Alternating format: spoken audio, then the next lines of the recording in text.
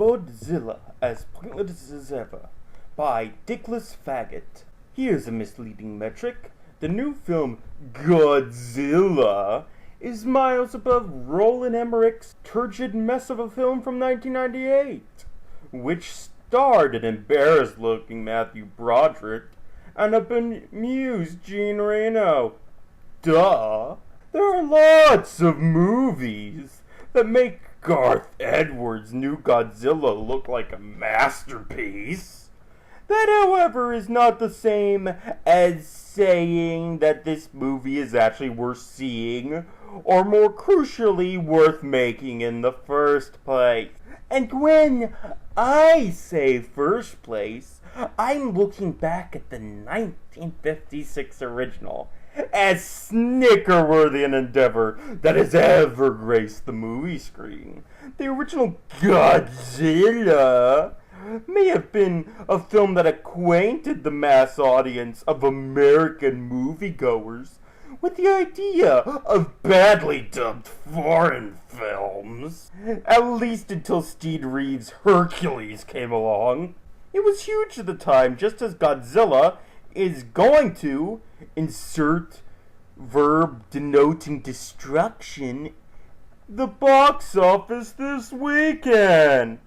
Then again, not much of a metric, particularly in a year when both Ride Along and Mr. Sherman and Peabody have won the box office weekend. But the subject at hand is Godzilla, which promises scenes of aforementioned destruction with monsters running amok in Japan, the Philippines, Las Vegas, and San Francisco.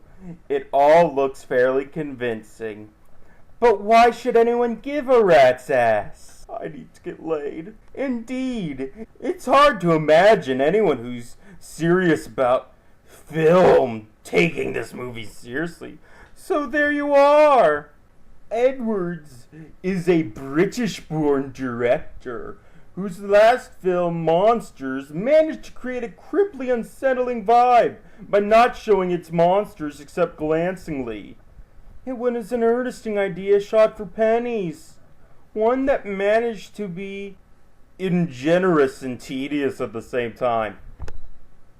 Okay, for one, I agree with the guy at the end. Literally, nothing happened. Back to mocking this fucker. Which is about the best that can be said for Godzilla. A bloated extravaganza of special effects, which occasionally turns the camera around to look at the humans, the actors in turn, making a Sisyphean effort to seem relevant to the story. The humans drive the story. What the fuck's this guy talking about? Much of that effort is devoted to not looking like they're acting in front of a blank screen. The human stories here are so generic, so formulaic and predictable that you assume actors as distinguished as Bryan Cranston, Juliette Binoche, Ken Watanabe, and Sally Hawkins had to hold their noses while they read the script. That, and taking a long, disinfected shower after cashing their massive paychecks. And the action, it's on par with Man of Steel and Pacific Rim. Well, that's promising. In terms of the scale and square mileage of the urban landscapes, that's flattened in the course of the film. But in terms of actual excitement, there isn't any. In that respect, Godzilla suffers from the same lack of humanity that made the numerous Transformer films all but unwatchable. Really? It's just as hard to get excited about giant computer-generated robots fighting with each other The idea of a battle between giant computer-generated monsters does nothing to make my pulse race. I found more thrills during Camino del Toro's Pacific Rim, because each of those giant robot pilots was being piloted by a pair of tiny humans.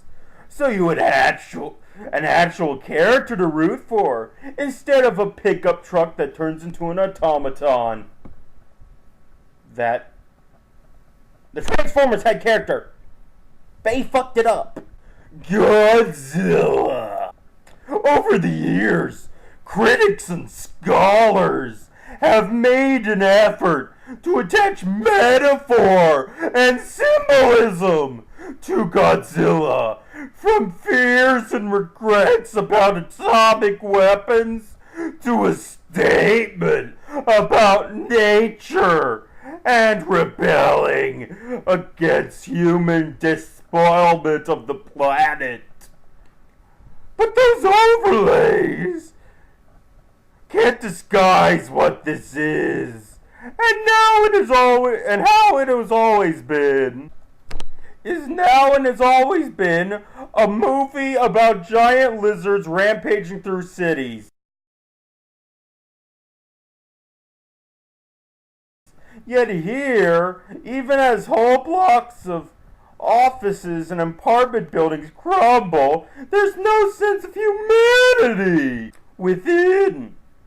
As convincing as it looks, it might just as well be cheesy miniatures being stopped by a guy in a Godzilla suit. Critics have gushed over this movie already, particularly the fact that while he shows another monster early on, Edwards doesn't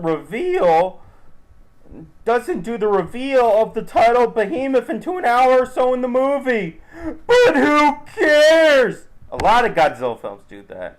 If Godzilla doesn't actually scare you, or thrill you, or excite you in any way, this is an expensive and mediocre movie, which for great stretches of time has no dialogue that matters, or even dialogue that qualifies as a conversation. Roll it! This alpha predator of yours, Doctor, do you really think he has a chance? The arrogance of man is thinking nature is in our control, and not the other way around.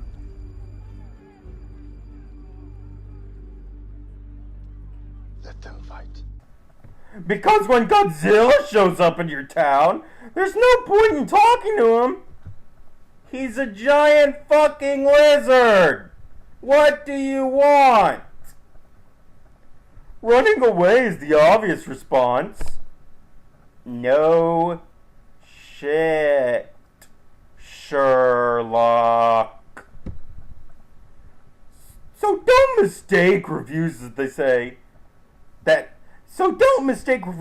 hey, this movie isn't so terrible, with critics actually attributing anything resembling quality to this massive CGI product. Best part. Godzilla doesn't suck. Let me do this again. Godzilla doesn't suck. The fact that it exists, however, does.